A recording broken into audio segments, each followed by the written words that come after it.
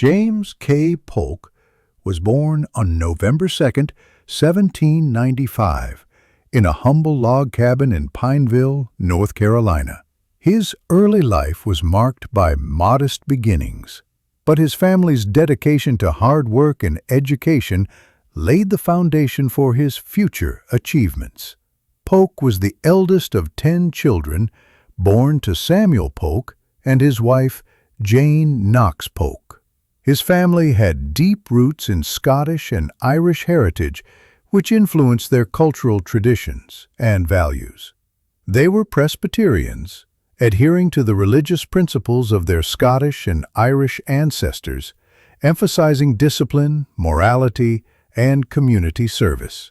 In 1806, when James was just 11 years old, his family moved from North Carolina to Tennessee.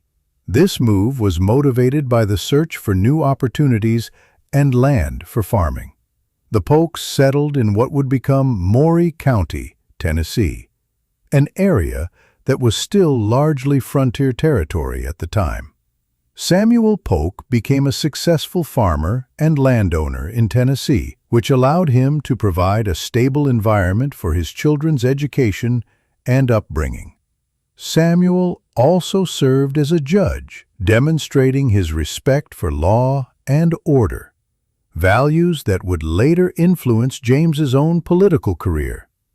Growing up on the frontier of Tennessee exposed James to the realities of pioneer life, hard labor, self-reliance, and community cooperation.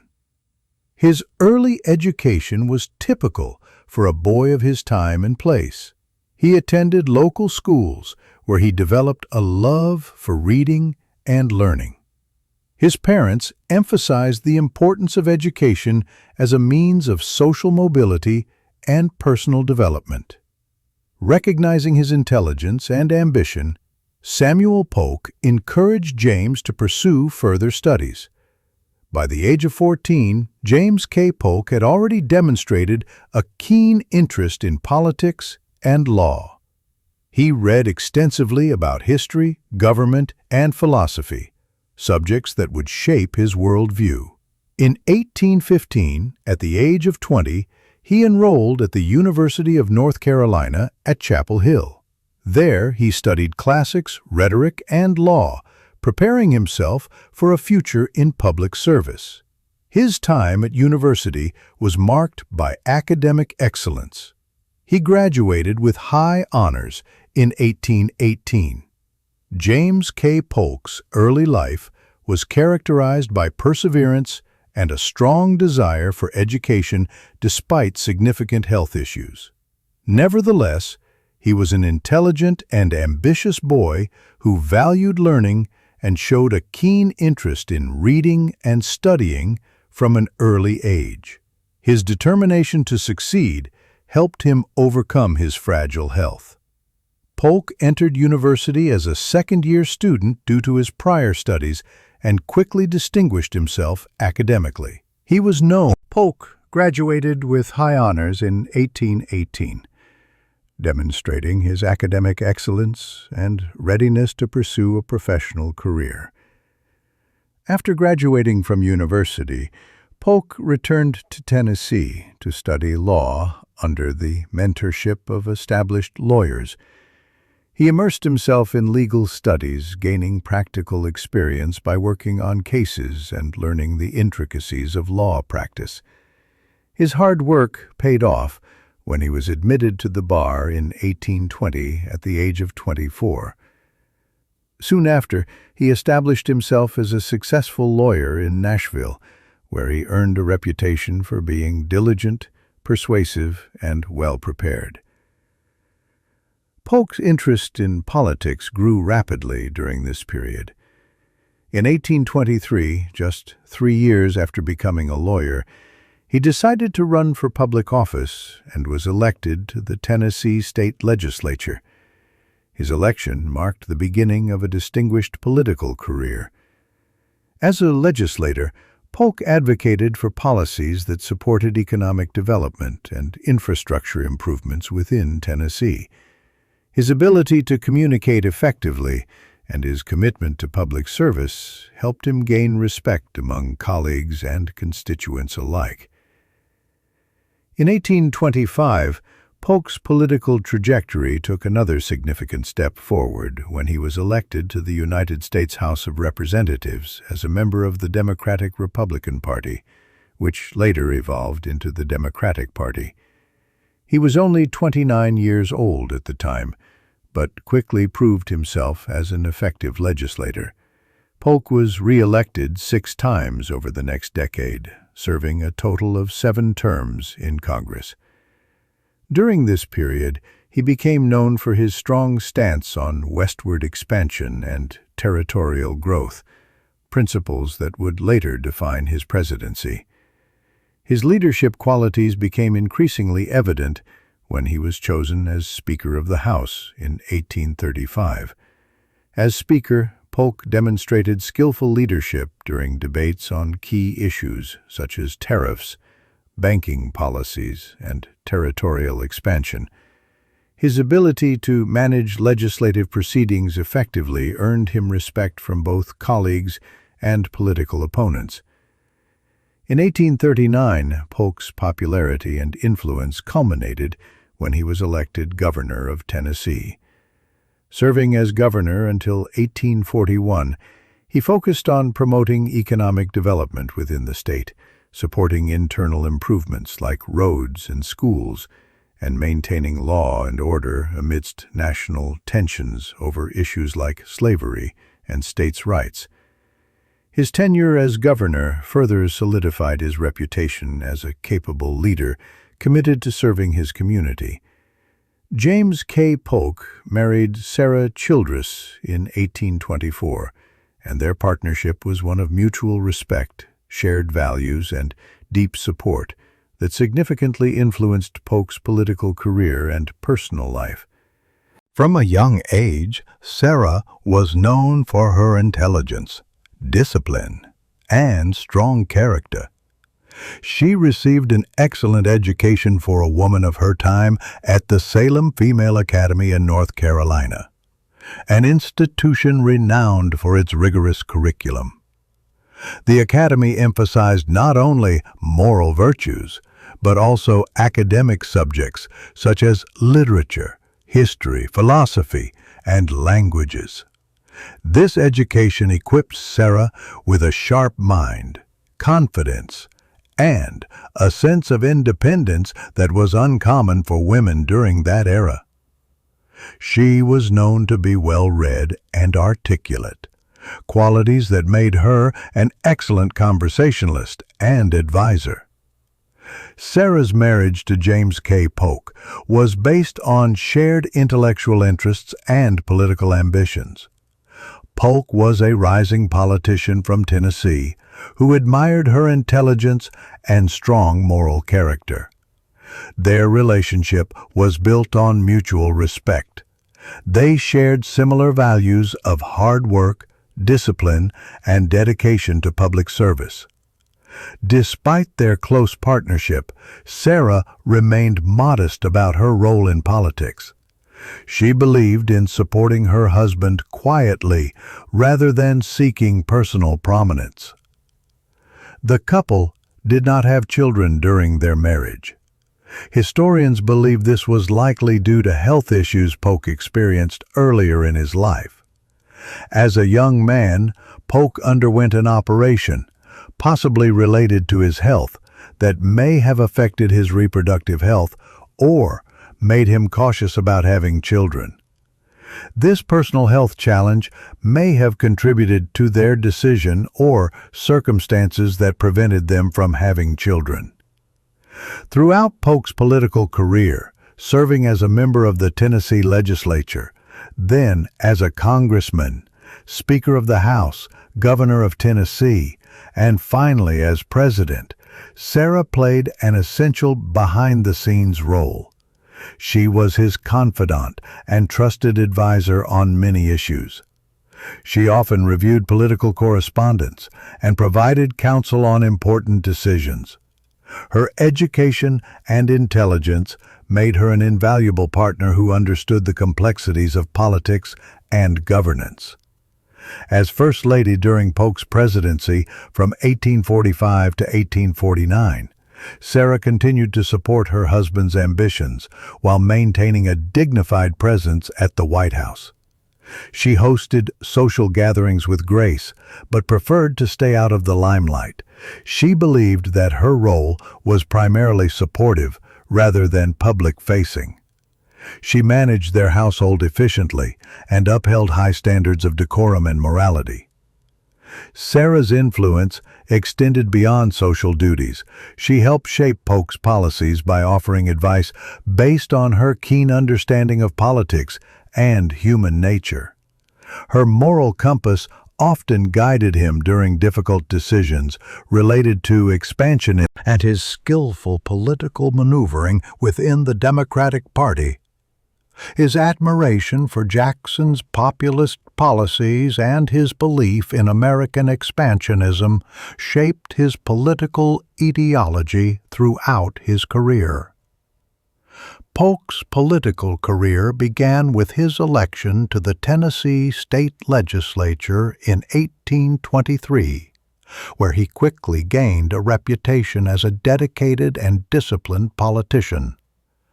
He served as a member of the U.S. House of Representatives from Tennessee starting in 1825, where he became known for his strong advocacy of states' rights, limited federal government, and territorial expansion. His close association with Andrew Jackson, who was then a prominent national figure and later president, earned him the nickname Young Hickory, reflecting his alignment with Jackson's democratic ideals. He supported Jackson's efforts to dismantle the Second Bank of the United States and promoted policies that favored farmers, settlers, and Western expansion. His unwavering support for Jackson's legacy helped him secure leadership positions within the Democratic Party. The pivotal moment in Polk's rise came at the 1844 Democratic National Convention. The convention was highly contentious, with multiple candidates vying for the nomination. Leading contenders included Martin Van Buren, who had been president but faced opposition from Southern Democrats, and James Buchanan. The delegates were deeply divided over issues such as banking policy, tariffs, and territorial expansion. As voting continued over several ballots without a clear winner, Polk's supporters promoted him as a moderate candidate who could unify the party and appeal to both Northern and Southern Democrats. Polk's reputation as a loyal supporter of Jacksonian democracy and his stance on expansion made him an attractive compromise candidate. His platform emphasized annexation of Texas, opposition to British claims on Oregon territory, reduction of tariffs to promote trade, and support for westward expansion, core principles aligned with manifest destiny. His supporters believed that he could unite the party around these issues. On the 9th ballot at the convention, after intense negotiations and shifting alliances, Polk was nominated unanimously by the delegates. This unexpected victory surprised many political observers because he was considered an outsider compared to more prominent contenders like Van Buren or Clay. His nomination marked a turning point in his political career. Following his nomination, Polk launched a vigorous campaign emphasizing themes of territorial growth. In the election of 1844, Polk faced Henry Clay of the Whig Party in one of the most closely contested presidential races in U.S. history. The campaign was marked by debates over expansionism versus cautious diplomacy, issues such as Texas annexation and Oregon boundary disputes played central roles. Polk's message resonated with many Americans who believed in manifest destiny, the idea that it was America's divine right to spread across North America. Polk won both the Electoral College vote, with 170 votes to Clay's 105, and narrowly secured victory in the popular vote, about 50% versus Clay's 48%. At just 49 years old, making him the youngest president at that time, he assumed office on March 4, 1845. Polk's presidency 1845 to 1849 was characterized by aggressive territorial expansion that transformed the United States into a continental power. One of his first major actions was pushing forward with plans to annex Texas after it declared independence from Mexico in 1836. This process culminated in Texas joining the Union shortly after Polk took office. This move heightened tensions with Mexico over border disputes. A key achievement during Polk's presidency was leading America through the Mexican-American War, 1846-1848. The war stemmed from disputes over Texas's southern border, specifically whether it was along the Rio Grande or Nueces River, and broader ambitions for territorial acquisition. Polk deliberately provoked conflict by sending troops into disputed areas.